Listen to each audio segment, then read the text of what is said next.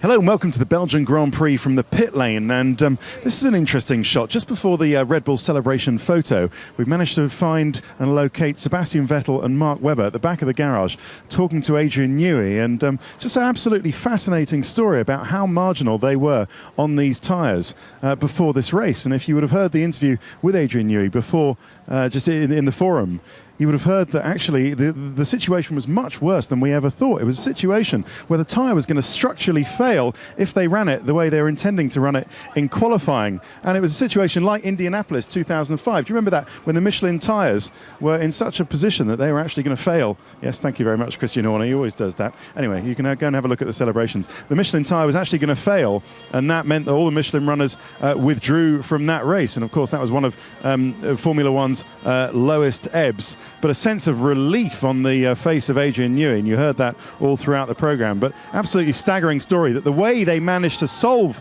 all that was to increase the tyre pressures. And the only way they could do that was to make an early pit stop. So that's why Mark Webber stopped so quickly. And that's why Sebastian Vettel very quickly stopped not too long after that. And it looked like Vettel was going to do a forced stop, but after they could put the new tyres on with the higher pressures, then that was okay. But all smiles all round, and actually relief, massive relief on Red Bull's part, because they were so nervous coming to this race, because this race and Monza historically have been two of their weakest races. And but they did bring new upgrades here. They had a tweak on the diffuser and a new medium to lower downforce rear wing. And Sebastian Vettel paid he paid tribute to those two upgrades in the press conference and said they actually, there you go, there's cheer number one, they actually made the difference between there's cheer number two, actually winning at this race and perhaps not doing as well as they might have done in previous seasons. Mark Webber said that when he was behind, now just expect to see champagne. Oh no one's actually brought the champagne this time, so looks like everybody is keen to make an exit. Mark Webber said that when he was behind the safety car on the hard tyres, he thought that was his race ruined because he was on the wrong tyre and he hadn't got a free pit stop, just like Sebastian Vettel had. But actually it worked out okay for him. Christian Horner picked me up at the end of the race on the team orders question that I raised in the race. He said there was no suggestion that there was ever going to be team orders. But once actually Jenson Button had become a factor, then that was turned out of that. Just have a look throughout here as the team disband, and just another thought on the championship as Christian just gets his photo taken with a fan. And we talk about the championship. I know you hate to say this, but at a circuit where you feared maybe you wouldn't have been, I mean, it's been Vettel's to lose, but he's so far ahead now, isn't he? You can allow yourselves a little comfort in that area, let's put it that way.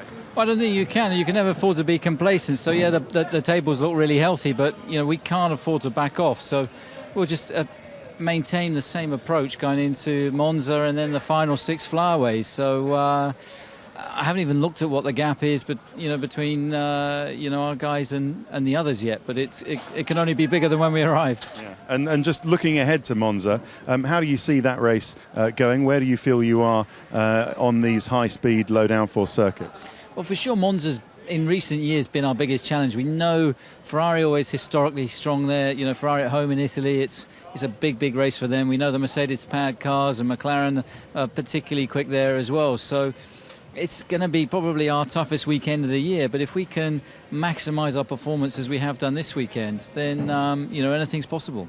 Okay, Christian, we'll let you go. Catch your flight. Thank you very much. And let's talk about McLaren, shall we?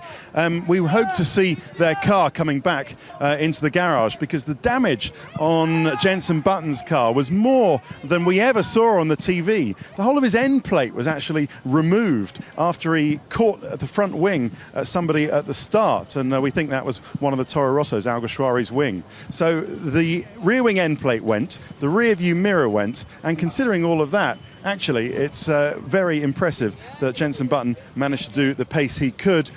Just spoke to some of the guys now. I was just checking if the car is back. It isn't. Just talking to some of the McLaren guys, they disagreed with Lewis Hamilton's negative appraisal of his race chances. They are sure, and they've gone through the numbers, that had Lewis Hamilton managed to finish the race, he would have been certainly on the podium and possibly second, because they were so strong on the medium tyre, the harder tyre, and so they felt that when they went to that, actually they would be quicker than the Red Bull, as indeed Jensen managed to prove in the middle stint. What else we want to say about McLaren? Yes, there was an interesting moment with the Kobayashi incident with Lewis, and him saying, after all the troubles he had yesterday with Pastor Maldonado, him saying, oh, well, I didn't even know who it was, and the feeling really amongst some other engineers and in the team that Lewis might have considered that he might have just wanted to stay in the middle of the track and carry on rather than sort of risk taking the racing line, and that actually it was probably about right. Maybe Kobayashi shouldn't have received a penalty, which he didn't, and it was probably about 50-50.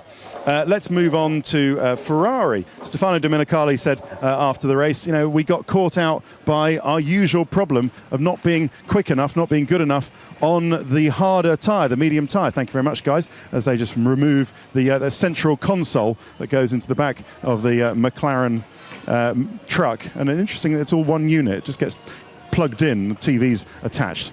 But just, yes, on Ferrari, they knew that as soon as Vettel pitted under the safety car, their fate was sealed, because that would mean that Vettel would go straight on to the hard tyre, which he did, and it would mean that he could actually go to the end of the race, and they would struggle then. They had to respond a little later. They'd also have to go onto the hard tyre, and then that long stint on there would really do and make the difference between potentially winning the race and not for Ferrari.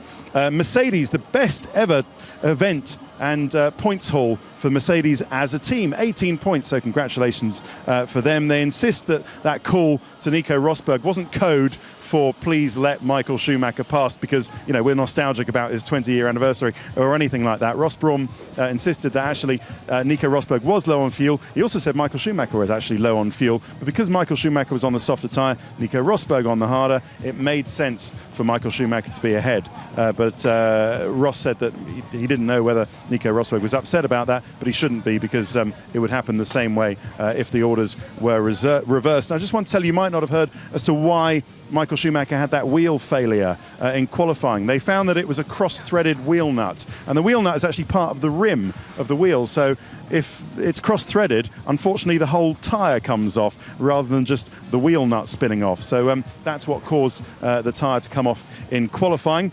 We've spoken a lot about Force India, another good result for Adrian Sutil, 7th. And actually, you don't know this, but there are a lot of McLaren people including working at Force India now. They've got this technical partnership. This guy, Jakob Andreasen, who used to be Jenson Button's engineer, he's been working at Force India and giving them some McLaren know-how, and that's obviously paid off. Adrian Sutil, 2 races now, very, very good positions, 6th and 7th in the last few races for Adrian Sutil, so some great points for him. Who else? Pastor Maldonado, we should say that. Great drive from him. He's had his knockers over the incident with Lewis Hamilton in qualifying, but great drive for him for 10th position in the Williams, especially considering that Rubens Barrichello had a very difficult day. And finally, I just wanted to let you know about Lotus. You will have heard that Jarno Trulli, having been transformed as far as his race performances go with the new power steering, had it taken away from him for this race because essentially it wasn't powerful enough. The engineers call it saturated. When Jarno turned into some of these long corners, the power steering couldn't cope. It's like on your road car, when you put a particularly strong angle on it and you hear this groaning from the power steering, it's effectively the same thing. And that's especially impressive, Trulli's performance. He was 14th, ahead of his teammate Kovalainen, and that was with the old power steering that he so despises. And he says, unfortunately, it'll probably be the same for Monza and for Singapore. So Jarno thinking that it might not be till next season, when he hopes to remain with Team Lotus, he'll have a power steering to his liking. Okay, that's it. Talking of Monza, we'll see you there in a couple of weeks' time.